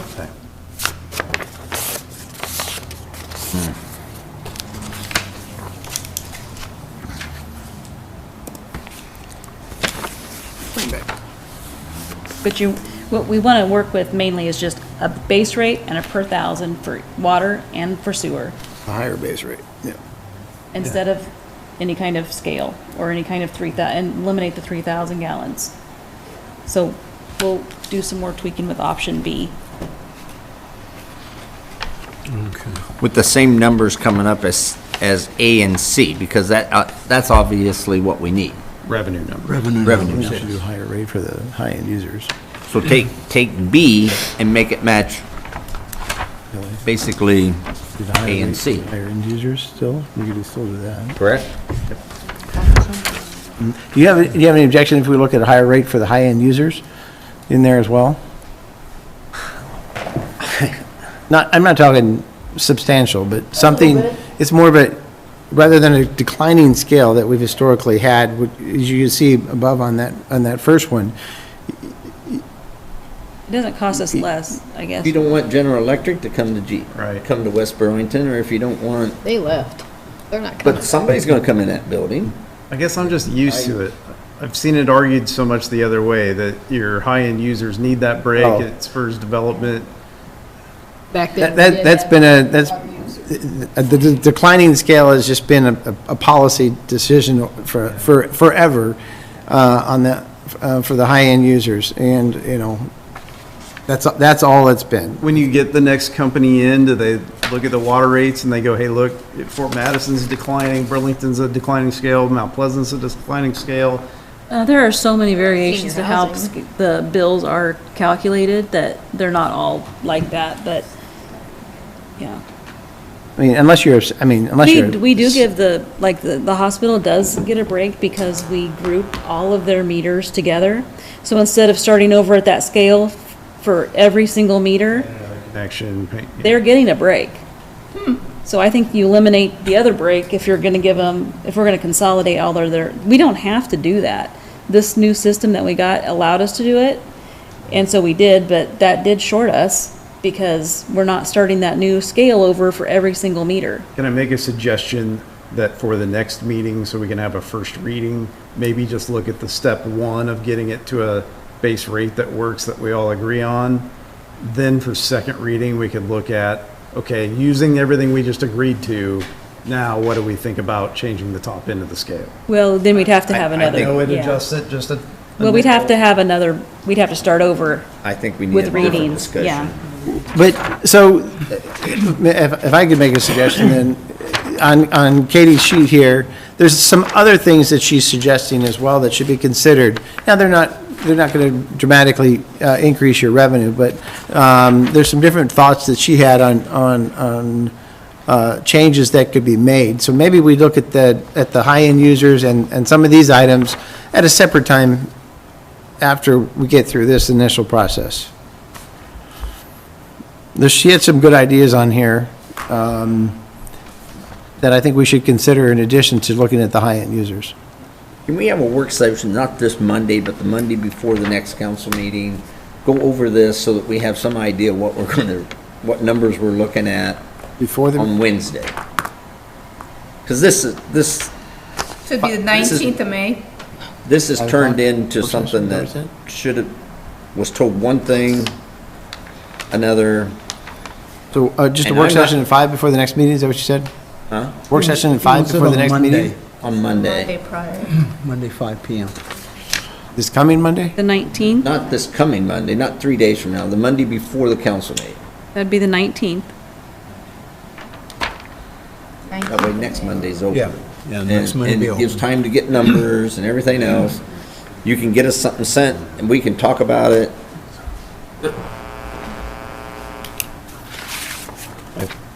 I feel like we've talked about it, but I know we need to look at different water numbers when they come in, but I thought we were all kind of on the same page on the last work session.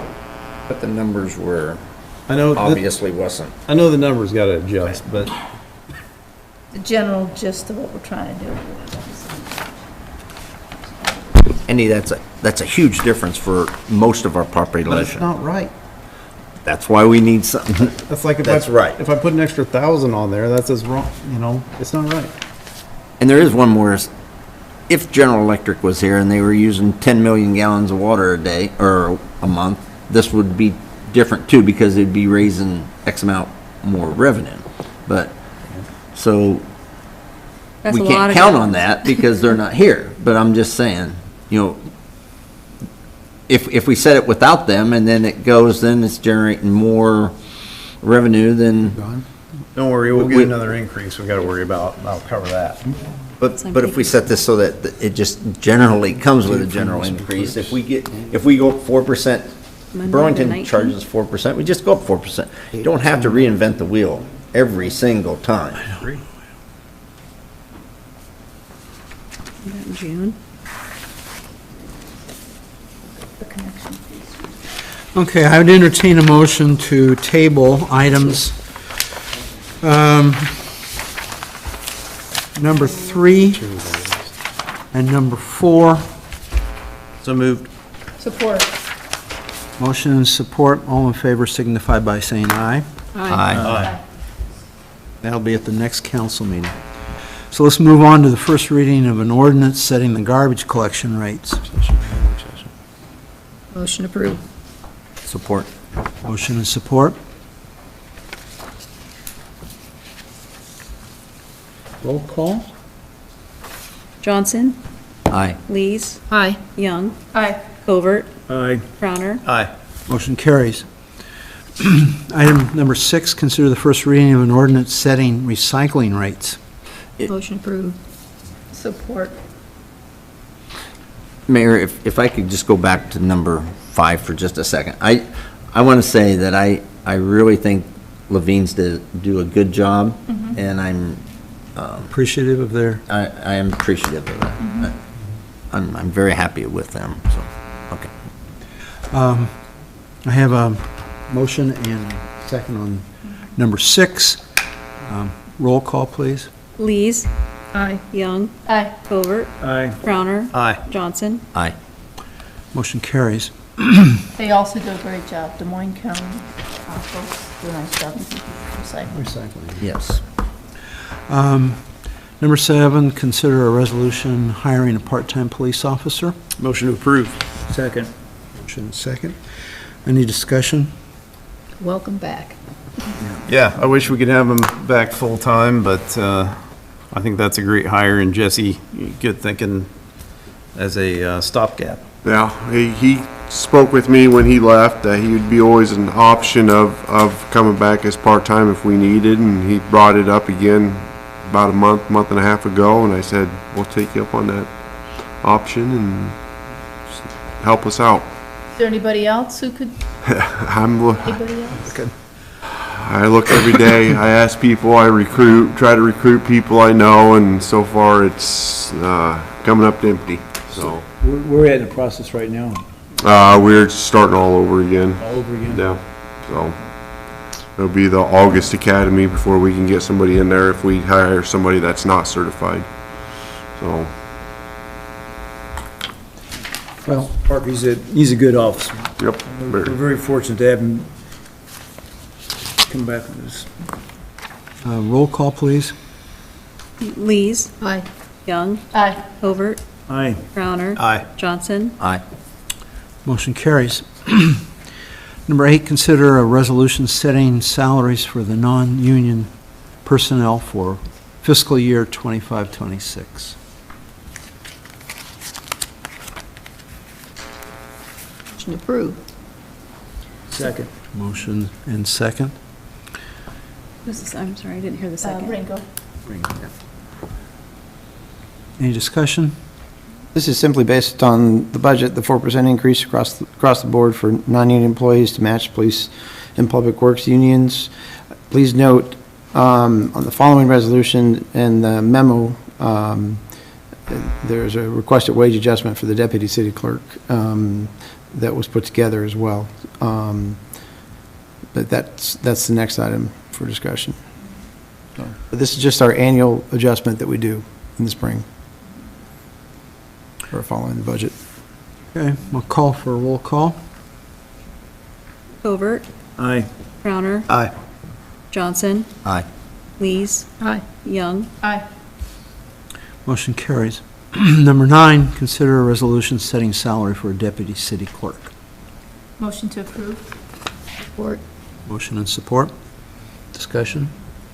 So let's put a pretty thorough memo on there. Happy to answer any questions that you might have.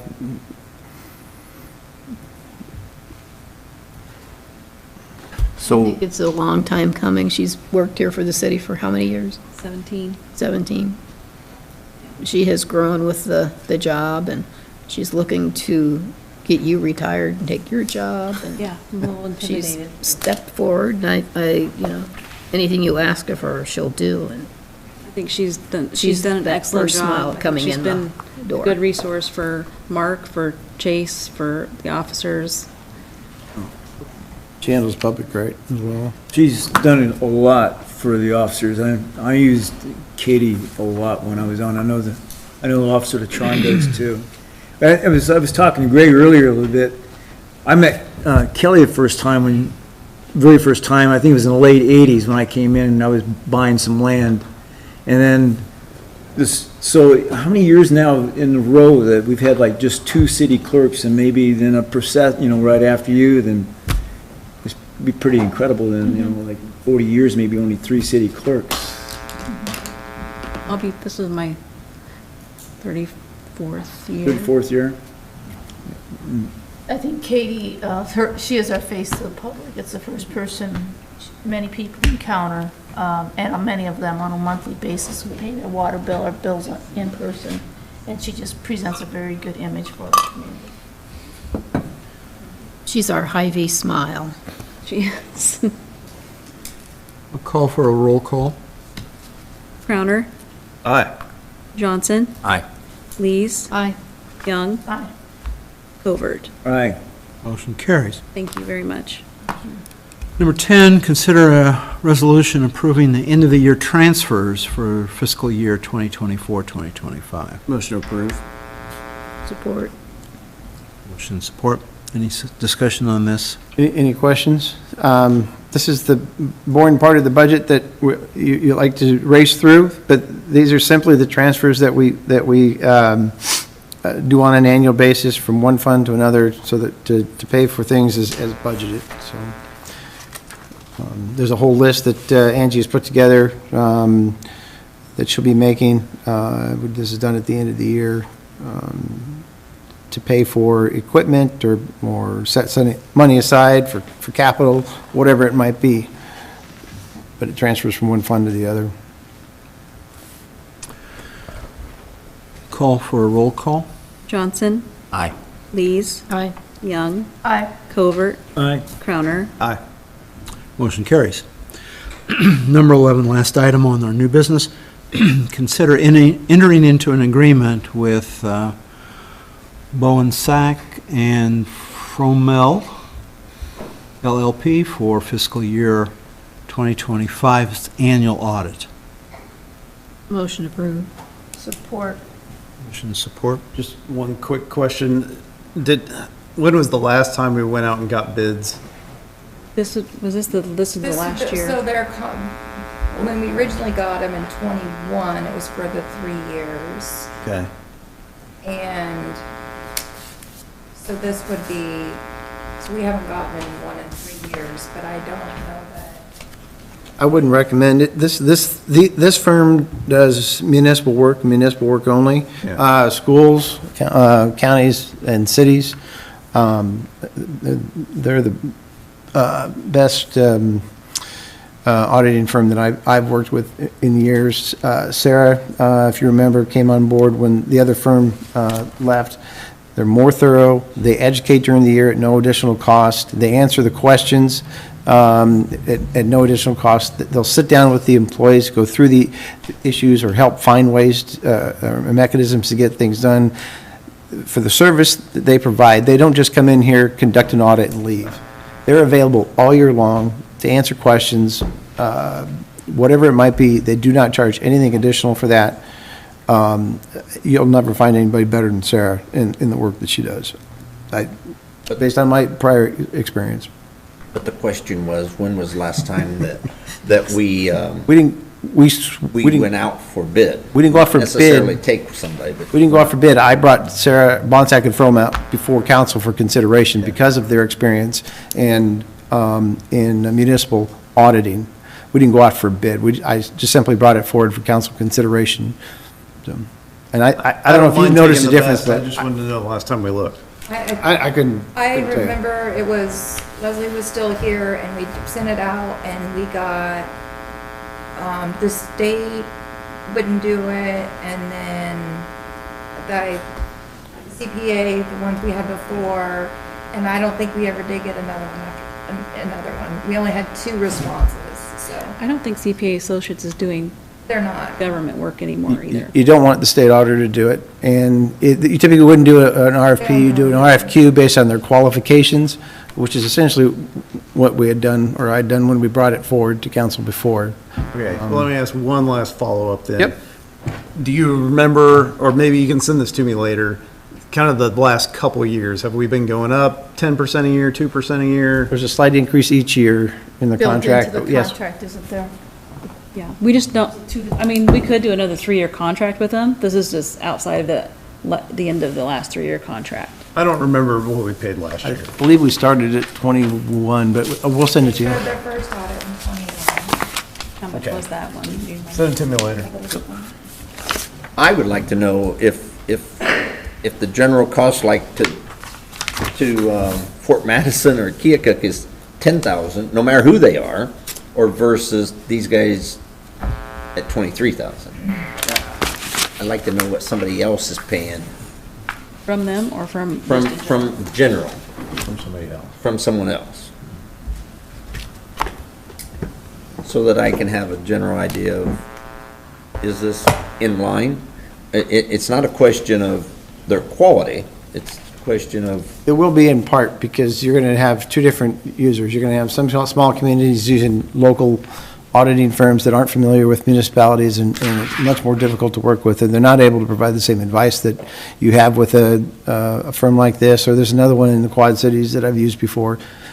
It's not going to provide the same level of service. There may be a different rate, but they're not going to provide the same level of service. I think what And we're that's- both and that's- saying and is, that's yeah, a- we hear that. Right. Yeah. That's okay. I understand. If I'm getting more horsepower on my Challenger versus that Mustang that's beside me, that's okay. I pay more for it. Right. I just want to know what it is. I just wanted to qualify between local and Yeah. municipal. Yep. Yeah.